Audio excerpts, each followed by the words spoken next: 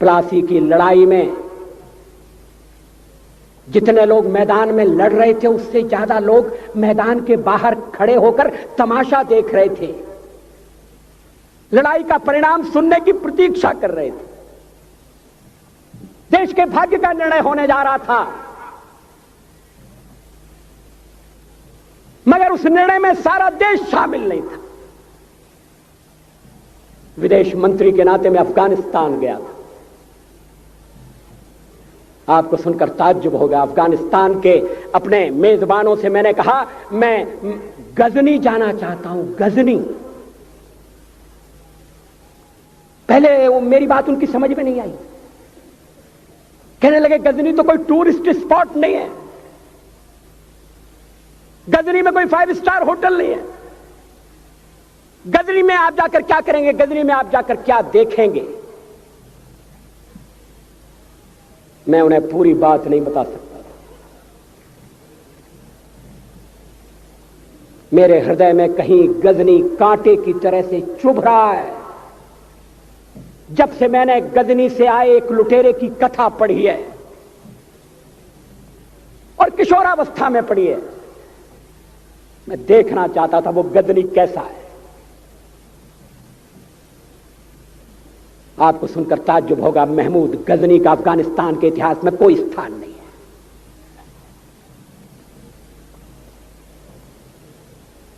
गजनी छोटी सी जगह है, छोटा सा गांव है।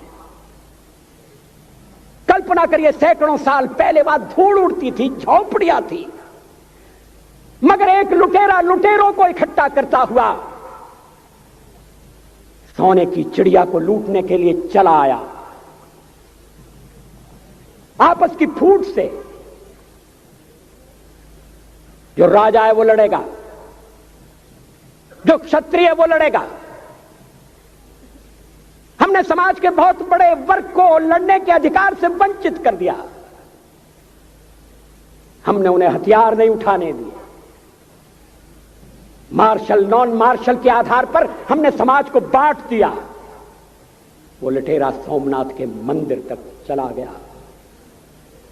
पुजारी देखते रहे। मंदिर की पूजा भक्तों को करना पड़ती है। मंदिर तो एक प्रेरणा का केंद्र है। मैं देशपांडे जी की तरह से नास्तिक नहीं हूं,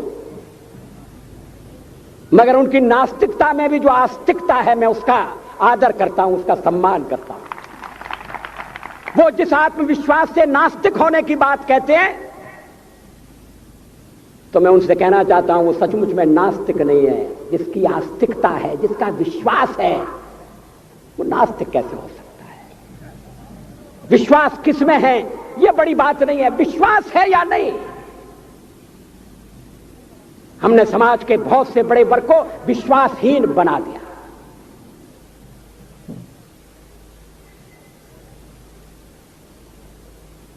लोगों ने हथियार नहीं उठाए, वेद पढ़ने के दरवाजे बंद कर दिए। इसलिए हम पादाक्रांत हुए। अफगानिस्तान में मैंने एक बात और देखी। मुझे जिस होटल में ठहराया गया उसका नाम था कनिष्क।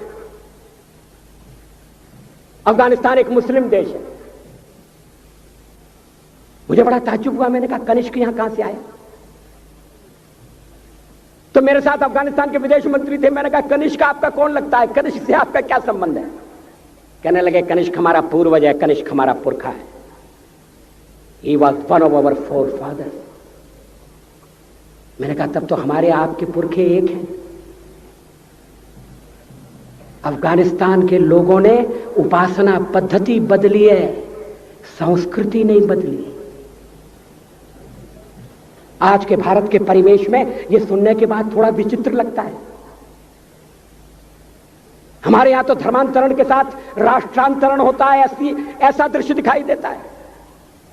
पड़ोसी देशों में ऐसा नहीं हुआ। अभी राम जन्मभूमि का मामला चल रहा है।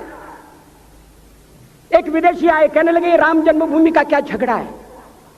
हमने कहा इस पर विवाद हो रहा है कि श्री राम कहां पैदा हुए थे, और जहां पैदा हुए थे वो स्थान उनके मंदिर के लिए प्रयुक्त किया जाए या न किया जाए। वो इंडोनेशिया से आए थे, वो मुसलमान है। कहने लगे हम तो समझते थे कि राम के लिए सारे भारत में आदर होगा, सम्मान होगा। हमने कहा ये आपने कैसे समझा?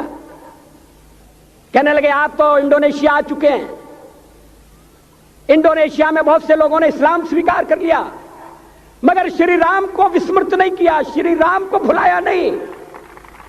इंडोनेशिया के बाली द्वीप में 1 महीने रामायण की लीला होती है। मैं उस समारोह में जा चुका हूं। उस समय भी विदेश मंत्री मेरे पास बैठे थे। मैंने कहा ये रामायण ये क्या हो रहा है? मैंने कहा एक्सीलेंसी ये मंच पर क्या हो रहा है? कहने लगे एक्सीलेंसी आपको पता होना चाहिए। हमने कहा मुझे तो पता है मगर मैं जानना चाहता हूं। कहने लगे ये रामायण है, ये राम है, ये लक्ष्मण है, ये सीता है। हमने कहा इनसे आपका क्या संबंध है? आप तो मुसलमान हैं। कहने लगे हमारा संबंध बहुत पुराना है, हमारा तब का संबंध है जब हम मुसलमान नहीं हुए थे। थाईलैंड की राजधानी अयोध्या कही जाती है। थाईलैंड के राजा को आज भी राम कहा जाता है। सावरकर जी ने हिंदू राष्ट्र की बात की, हिम्मत के साथ। बुनियादी तौर पर भारत हिंदू राष्ट्र है।